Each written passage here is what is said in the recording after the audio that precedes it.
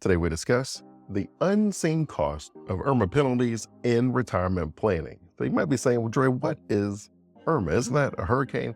And yes, that was a hurricane. If you're here in Florida with me, you are well aware, but we're actually talking about your income-related monthly adjustment amount. So this amount has to do with Medicare and how much you pay for Medicare Part B and Medicare Part D. So these have monthly premiums, and your monthly premium is based on how much income that you have.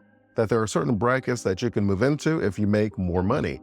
And on average, it affects probably the top 10%, sometimes kind of as low as 8%, but it usually ends up being around 8 to 10% of people that fall into this bracket. The next thing that's probably important for us to discuss before we really get into the video is how you know if you're in the penalty. They actually use your modified adjusted gross income, your MAGI. They don't use your adjusted gross income. And the difference between the two is your adjusted gross income is where you get to take all the deductions out. And some of these adjustments that are allowed in your adjusted gross income that aren't allowed or added back into your modified adjusted gross income is money that you put into your IRA, for example, any interest that you paid towards student loans, 1/2 of your self-employment tax, and then any qualified tuition expenses that you were able to adjust out for your adjusted gross income. All of those get added back in for your modified adjusted gross income.